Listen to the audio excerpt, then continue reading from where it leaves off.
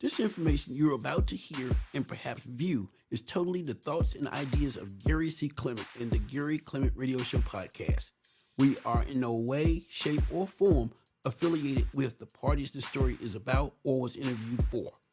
Parts of this content may not be owned by or the property of the Gary Clement Radio Show podcast, G-Tube Network Media, or any other company we are affiliated with, and this information is strictly our opinion.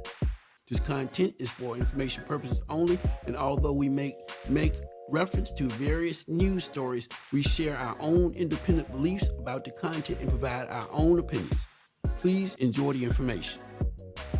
Well, hello, and welcome to the Gary Clement Radio Show podcast, the Gospel Music Edition. I was born and raised in the church, and good gospel music is in my blood. I remember the days of the Dixie Hummingbirds, Pastor Shirley Caesar, Pastor John P. Key, the Williams Brothers, Reverend Rance Allen, the Bobby Jones Gospel Television series on BET. All of it was good stuff. Well, today, all of that has changed, and we have artists such as Fred Hammond still in the game, Kirk Franklin and Tasha Cobbs Leonard, Pastor Mike Jr., Brian Courtney Wilson, and Melvin Crispell III. The sounds have changed, but many of the messages are still the same. Believe it or not, gospel music has its own language, its own feeling, and its own way of inspiring and capturing the hearts of people and the community. Today on the show, we have gospel artist Damon Wilkerson, who shares his thoughts and ideas about the gospel industry and to also promote his current project. But before we get to that, we'll have one of our listeners to chime in and give us her thoughts on gospel music this day and time.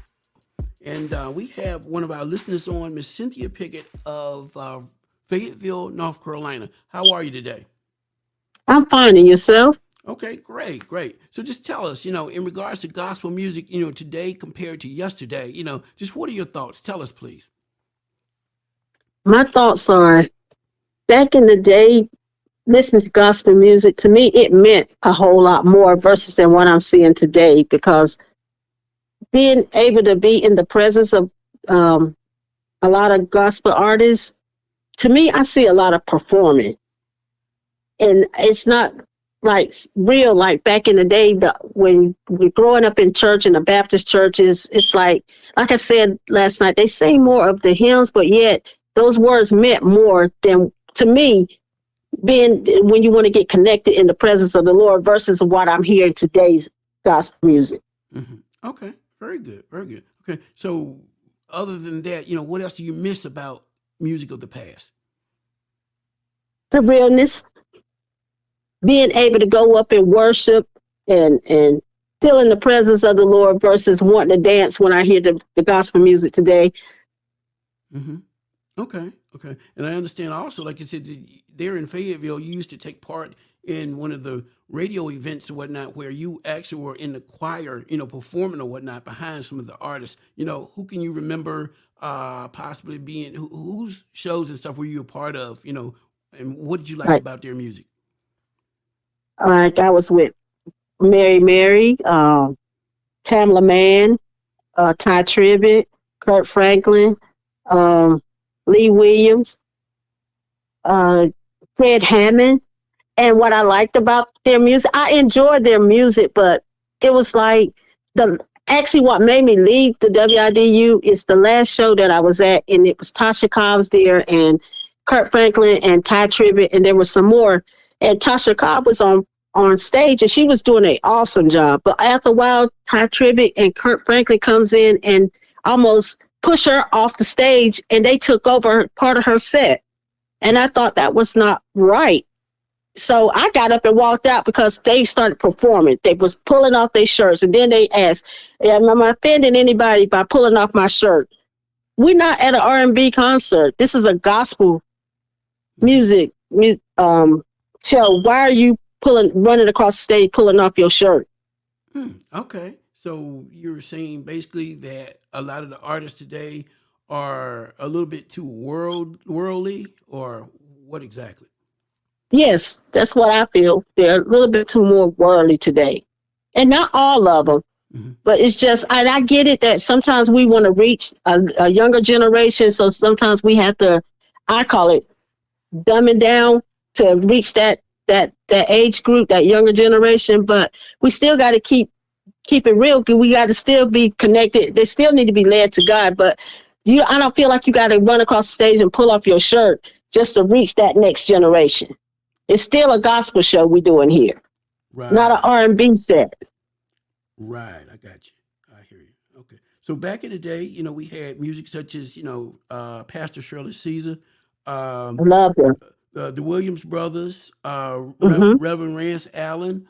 Hmm. There were so many different artists and stuff, like you said, that had a very clean, pure message. Are we missing? Hmm. Are we missing that today in a lot of artists and their projects? I would say so, because like I heard some artists say that they want to cross over. What's crossing over? Either you're doing gospel music or you're going to go and cross over and go in the club and do R&B. While we can't keep our standards in, if gospel music, I'm not saying that they can't sing various music, because I love different music myself. But when we in a setting of gospel music, then let's stick with the gospel music. And when you want to cross over and go and do R&B, then go over there and do it. But when you're in that particular setting, let's stick with what you came out to give to the people. Hmm. Okay, okay. And being that you were a part of choirs, there was stuff like Hezekiah Walker, Mississippi Mass Hmm. Choir. Hmm. There were Florida Mass Choir. There were quite a few, choirs and stuff out in the arena years ago too. You don't hear too much choir music now. No, Hmm. really, we don't. It's I don't know. I guess they just did away with that because because they can't really, I call it, perform like they want to, versus being in a single like Kurt Franklin and in his group or whatever. You can be more open to do pretty much what you want to. If I want to change it up in the middle of the set, and I see the crowd is not getting with me, so I need to switch it up so I can get the crowd to get in with me, so I can freely do whatever I want to. Versus when you in a mass choir, you got a director up there and they director uses different things, and you got to stay focused on that. Right, I If that see. makes sense. Okay, okay. And artists that you listen to today, what do you listen to? Monica Ross and family, because she's more of a worship. To me, she's more of a worship leader. She's more into worship music, and when I'm praying and stuff, I like to listen to quiet and settle down in my spirit so I can connect with heaven. So she does more of worship music to me, I and I see. like that. I see. Okay, wonderful. Okay, and so as far as the future is concerned, what do you want to hear in gospel music going forward? Um, I want them to come back humble. Don't put so much performing in it. Let's God gave you that gift. And like I said, it's okay if you want to cross over, whatever, but stay humble and not you being glorified. If we're going to do gospel music, let God get the glory and not you. He gave you the gift. So you don't have to feel like you got to settle. I mean, not settle, that's not the word, but you don't have to give up the gift that he gave you. But yeah, at the same time, like the gift that he gave you, use it. But at the same time, let's not forget about who gave you that gift. Hmm. Let's let God be glorified in it. I see. Okay. Well, again, like I said, thank you, Miss Piggott, in regards to your You're comments. welcome. Yeah, your comments and stuff for this. And after this commercial moment, we're going to come back with Damon Wilkerson and his group and his new project on faith management. Welcome back. This is Gary Clement of the Gary Clement Radio Show podcast, and we now join a interview with Mr. Damon Wilkerson. How are you, sir? I'm blessed, man. So, just first of all, just tell us about who are you exactly? I haven't heard your music until I received it a couple of days ago. Just tell us a little bit about your story and about yourself, please. Oh, wow. Okay. Well, um, you know, um, I'm a gospel artist. I'm a pastor. I'm a worship leader. I'm a musician. I'm a father. I'm a million and one things. Servant of the Most High. I love music. I love ministry. I love God's people. And I love the gift that God has given me to produce music and to try to draw others into the kingdom. And I'm also a business owner, but my main passion at this point is getting back to the basics, which is you know, going back to what God has placed in me and to release it to the world. Yes, sir. Okay. Now, I understand that you're from Philadelphia, Pennsylvania. Talk a little bit about that, please. Did you grow up there? Just tell us a little bit about that, please. Yeah, Philly all my life. Born and raised in Philly. I'm from North Philly. The city of brotherly love. Born and raised there for most of my life. I lived on the Eastern Shore for a little while, but most of my life has been in Philly. I see. Okay. So, yeah, because Philadelphia's had a long history of violence and poverty and social unrest, all these issues. As a gospel artist, did any of that, play into your recording of these particular songs, these songs that are written here? You know what? I'm gonna be honest with you. No. So the music that I've written, I pretty much write whatever God inspires me to write, and I'm normally not inspired by moments, because moments don't last. And a lot of people hop. I mean, there's nothing wrong with writing songs about moments, but moments don't last, right? A lot of people, they'll hop on just to the wave of whether it's social injustice, whether it's just whatever you're going through in that season. But normally, God will give me songs about the circumstances. So like the song "Walk Around" was a song that was birthed out of the changing of a season in my life, where at one point, because of the circumstances that I was dealing with, whether it was me having to live through getting divorced in 2002 in 2010, raising having two sons that I was trying to be a father to with barely having an income, dealing with my father on a sick bed for years, having Parkinson's disease. He was on hospice and passed away in 2016. Just going through all of those things, and then from that point, getting remarried and getting and making an income that's good enough to provide for my family and to help my mother and different things. So when God transitioned my life, my attitude, my praise became different, because it was like, you won't tell me that I'm praising God too much. You won't tell me that I'm too happy. You won't tell me that I'm smiling too much. You won't tell me that I'm too boisterous. Because you don't know what it means to me to be where I am right now. If you didn't take the time to see what I was going through, don't judge me right now when I'm giving God the glory. Yes, sir. I understand. Okay, cool. So that's the story behind "Walk Around." I understand you have other singles on this project as well. Talk a little bit about those, please. So every song that's on this project, the song so far, the "Walk Around," "Answering Prayer," the song "Heaven," those were all. "Heaven" was a song that was birthed again out of that's a prayer. "Answering Prayer" was a prayer that the Lord gave me when I was asking Him some questions about trying to figure out why He wasn't moving in certain directions, and His response to me was, "Hey, focus on yourself. Get your heart right with me, and then you can come and revisit the table and ask me questions about somebody else." And the song "Heaven" is just about that, because we live in a moment where oftentimes the Bible is debated whether it's real or not. The Bible is debated as a point to see whether it's something that we should even still read or pay homage to. So my response to that was, the song "Heaven." So I have some other songs. I have a new song that's being released. That'll be released I'll say the end of March, or early April, called Last Chance, and Mm-hmm. Okay. and Right. with the full project looking to be released by the end of summer. I see. Okay. Okay. Now you've had the opportunity to kind of get a little bit exposure, I guess, to the industry thus far. I see you've actually charted, in regards to the top 40 with the single "Walk Around." Just what has the experience been like for you to just, all of a sudden receiving all this notoriety when at one point in your life things weren't going so well? How do you feel now? Man, I feel like God has really shined His light on me. That God really, He kind of answered my questions, and He answered, God, He answered my questions. There were a lot of questions I had in my mind, in my heart, in my spirit. A lot of questions were, just God, what's next? What's going on? What are you doing?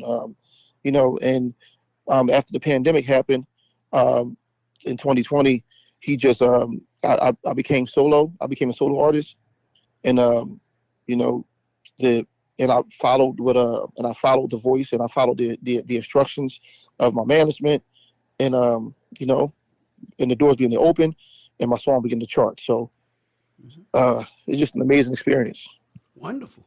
Okay, great, great. So for young people, do you have any songs in this project or whatnot for the youth today? Definitely. Well, I think "Walk Around" is a song that the youth can definitely get with because of the feel, because of the vibe, because of the beat. This next song, the "Heaven" is a song that I think that they can definitely feel and kind of rock to.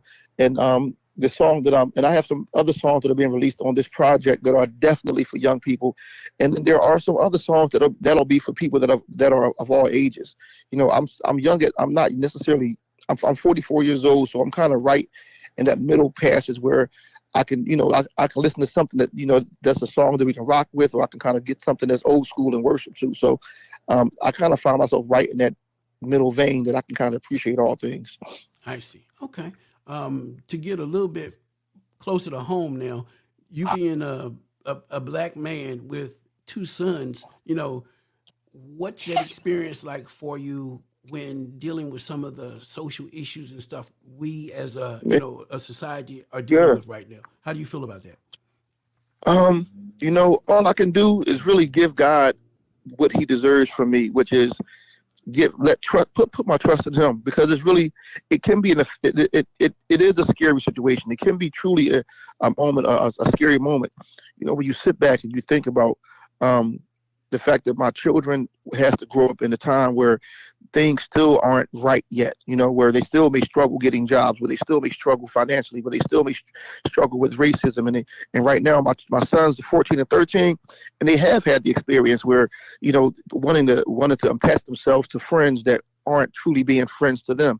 So me having the time to teach them at this young age how to notice that somebody may treat you weird because of your skin color, it's not the most comfortable thing in the world, but my prayer daily is that God would keep his hand upon them, that God would speak to their hearts, that he would comfort their mind, and that he would ultimately lead them and guide them, and that they would develop a relationship with him, so that even though they may go through trials, the trials won't break them. I see. Okay. And your advice to young people who are down and out right now, need encouragement, what's your advice to them? My advice to everyone, is to find out what it is that God has for your tomorrow. Yesterday is your yesterday. And, I know, and you can't always pay attention to what you see, because sometimes the enemy will take what we see and cause that to make us walk slow. Right. But I can't, if I see looking at somebody else's trial can be a bad thing. So what you do is just focus on what God has for your tomorrow, and know that all things can change. Every season can change. No season lasts forever. And just, do the best you can. Pray as much as you can, and focus on you. For more information on the artist Damon Wilkerson, you can contact Faith Management, attention Apostle Verl Howard. Her phone number is 910-644-1824. Her email address is veryl920@aol.com. Or you can contact her assistant, Minister Tara N. Hughes, at 919-924-2313. We really do appreciate our guest who participated in this episode, and we hope you learned something that will bless your day and your life. For all who are interested in learning more about the Gary Clement Radio Show podcast, please visit www.amazon.com and order my book, The Gary Clement Radio Show, When Strong Afro-American Men and Women Stand Up. It covers everything about us and features a variety of Afro-American personalities who speak out about the importance of education and literacy in the Black community.